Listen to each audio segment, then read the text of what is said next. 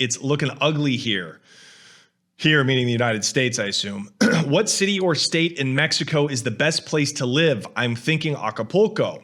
I just want chill laws on herb and cheaper price of living. Well, Acapulco is definitely not where you want to go. That is one of Mexico's hot zones right now.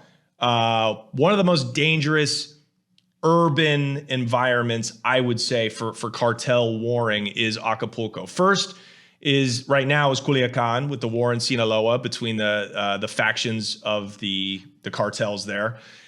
Second would maybe be Colima at the port of Manzanillo. Manzanillo is a city in the state of Colima, and there's a port there that's used for bringing in precursors from China, lots of coke from South America, etc. So yeah, they're chopping people's heads off left and right there. Acapulco might even be worse than that. And it's because of a breakdown in organized crime in Mexico. It's because of so many reasons. I'm going to be doing a video on it and actually releasing it this coming up week. But organized crime in Mexico is barely organized anymore.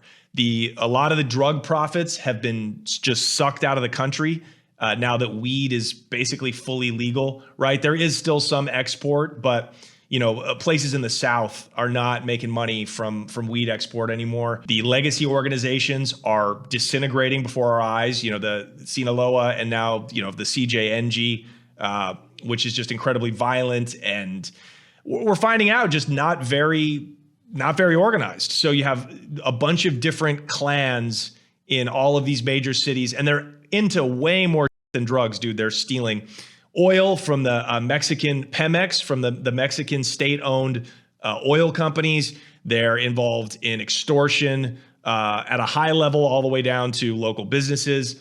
They're into illegal mining, timber, kidnapping. So it's domestic, the local drug traffic. That's probably where most of the violence actually comes from, is from the local drug markets.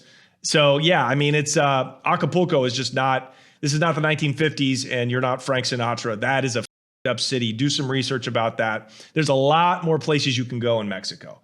I think about it all the time because I kind of agree with you, and I'm like a proud American. I am generally positive in a long-term outlook of America, but I think about that sometimes. I don't know how bad things could get. In the short term, things are going to get very bumpy. Trump just announced all these tariffs. I don't know. I mean, he himself was like, yeah, it's going to get weird. He just said it. So I don't know what the short term looks like. And I fantasize about quitting this podcast too. And I'm like, well, where would I go? I would have to go to Mexico.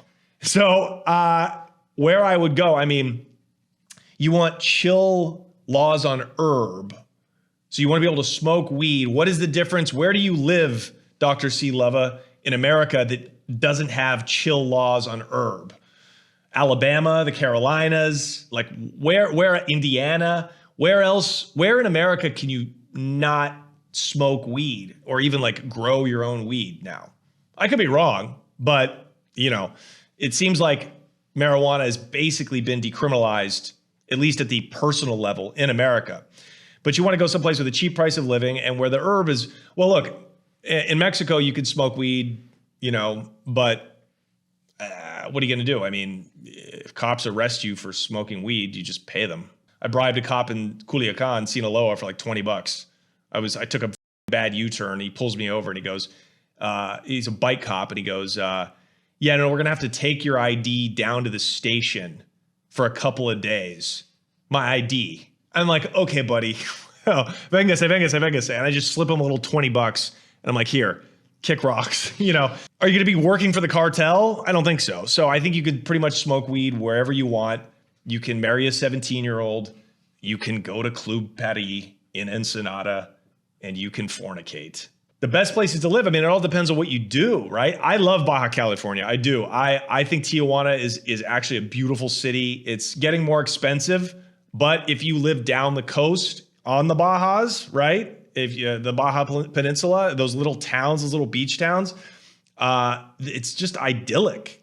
And it's not overrun with tourism either. Like there is a lot of tourism, but it's not like going to Cabo. right? It's not like going to Cancun. So if you want something close, accessible, you can get back to the States in a couple of hours, and you live on the West Coast, or you're interested in moving to the West Coast, I would move to either Baja California del Norte or Baja California del Sur, right? Depends on how far down you want to go.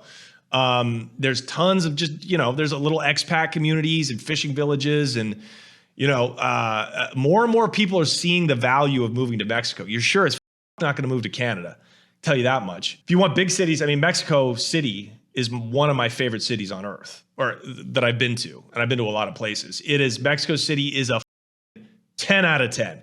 That is a killer place. Again, a lot of gentrification, a lot of people are moving there, but the dollar is very, very strong right now. So, for a couple grand a month, you're getting a big spot in like a pristine neighborhood in Mexico City. And it's just so much culture, so much food. It's like being in Paris, but I guess technically a third world country, and you're paying, and the prices reflect that. So yeah, beyond that, I mean, where are you going to go? You're not going to go to Guadalajara. You're not going to go to Monterrey. You're not going to go to these cities that are just, they're very opulent, thriving, but there's going to be nothing for you to do there. It's just a bunch of like people living their lives. Like you got to go somewhere that's international, where there's other Americans or other Europeans, or you got to go to a beach, right? So, but yeah, you're definitely not going to want to go to Acapulco. The South is a war zone, right? Southern Mexico, right on the border with Guatemala, Chiapas, Veracruz, right? That's at the bottom. What's the other one? Chiapas and the one on the peninsula. God damn it, I can't remember anything. Yeah, those are all like, it looks like Mexico. It looks like the Mexico of like the 1970s down there in terms of its lawlessness. So you can't go there. You got to go to a place where you're not going to get kidnapped. So yeah, I would look into either Baja California or Puerto Vallarta. You could go, dude. Can't believe I left that out. If I moved right now, I would move to Puerto Vallarta. It's touristy, but it's still local. It's very local. There's a lot of culture. And you've got the beach and the jungle. It's a 2-hour plane ride away from LA. I love it. I love it. Now, again, I made love to a worker without a condom there. So maybe I'll go back and find her. She was really cool. She was really fun. She was fun. We were hanging out with her after. We were smoking. We were busting each other's balls. I was making fun of my friends in Spanish, and she was like, ah. So she was a good hang. And that's what's important. It's like a barber. A good hooker is like a barber. You can't just be good at your craft. You got to be somebody I can have a conversation with. Yeah? So I wish her the best. And I hope your daughter is, she must be in college by now. I hope she's doing well. So yeah, thank you, Dr. C. Leva. Moving on.